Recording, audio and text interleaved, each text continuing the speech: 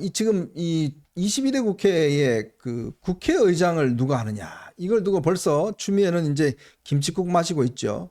본인이 뭐 좌파도 우파도 뭐 대파도 아니고 어쩌고저쩌고 하면 중립 안 한다 그러고 뭐 이야기를 하고 있는데 묘한 분위기가 나오는 것 같아요. 지금 야당 내에서. 지금 조정식과 추미애가 6선이기 때문에 선수로 따지면 일단 후보지만 그러나 추미애의 어떤 이 국회의장에 대해서는 이 친명 내부에서 저 사람은 우리 정권도 뺏겼는데 1등 공신인데 과연 이재명한테 도움이 될 것인가에 대한 회의론이 좀 많이 일고 있다고 그래요? 네, 그게 일단 있을 겁니다. 추미애가 뭐 법무부 장관 시절에 윤석열 검찰총장 대통령 만들기 운동본부 본부장이었다. 뭐 그런 말이 있지 않았습니까? 네. 네, 그러니까 그런 것도 있고요. 그다음에 추미애가요. 네.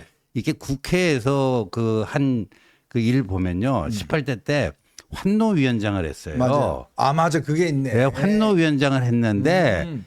이게 새누리당 그 당시 한나라당 의원들하고 의기투합을 해가지고요. 맞아. 노동법을 개정을 합니다. 문 닫아놓고 통과시켜 버렸죠. 네, 그리고 저 민주당 의원들이 막 자기 당 저 위원장인 추미애한테 항의하고 그러는데 개소리하지 말라고 막 그러면서요. 맞아요. 그래갖고 그때 뭐 거의 내부 역적이 된 거예요.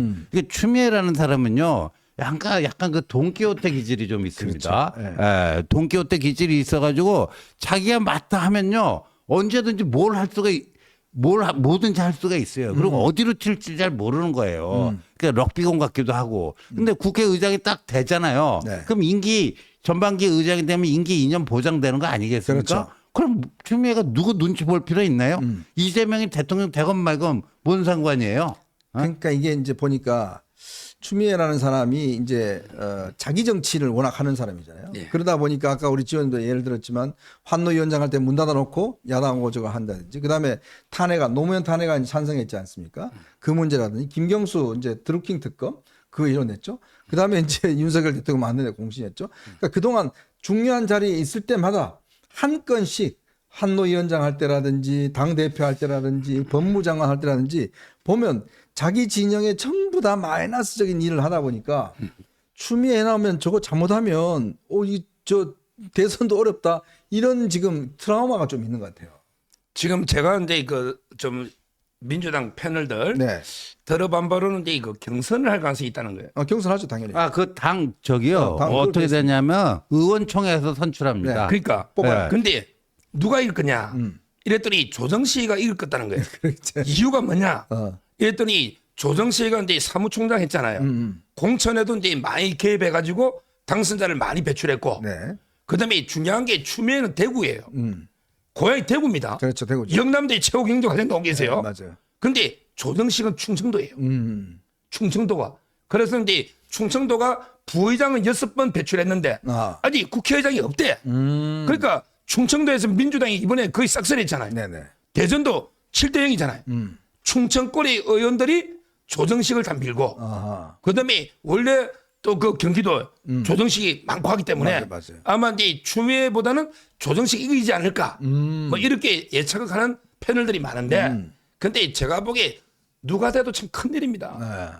조정식이는 진짜 존재감이 안민석 수준이거든. 안민석이가 옷을 하도록 존재감이 없잖아요. 네네. 그것도 걱정이고 그다음에 추미애도 참 이게 추미애가 의장되면 국회가 저는 쓰레기 처리장 된다 봐요. 뭐 개판되는 거죠 뭐. 지금 세종시에 제가 아는 선배한테 국회 다 옮긴다 했더니 반대한대. 네. 왜 반대합니까? 이랬더니 아니 우리 주위에 쓰레기 처리장 오는데 누가 찬성하냐? 아하. 국회가 옮겨오는 게 쓰레기 처리장 옮겨오는 거. 이거 마포하고 똑같다는 게 마포 쓰레기 소각장. 국회가 그만큼 이게 불신하고 있거든요. 저는 참 이게 둘 다 돼도 걱정이다 우리 국회 이런 생각이 들어요. 참 그러다 보니까 이제 5선들이 조금씩 나서는 것 같습니다.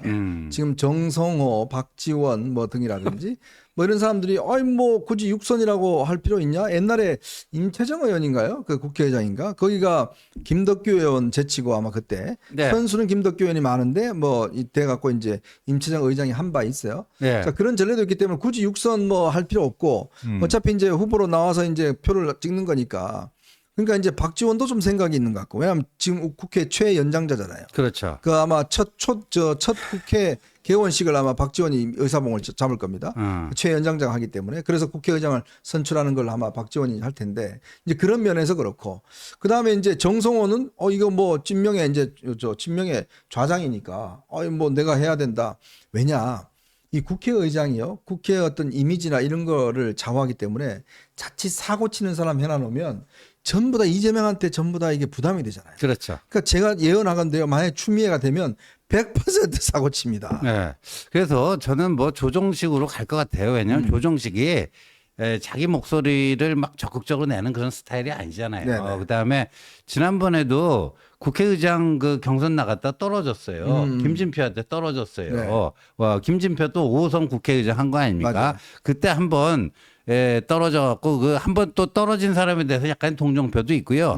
이재명 입장에서는 사실 그 자기 당 대표 할 때 그 밑에서 사무총장 했던 사람 아닙니까?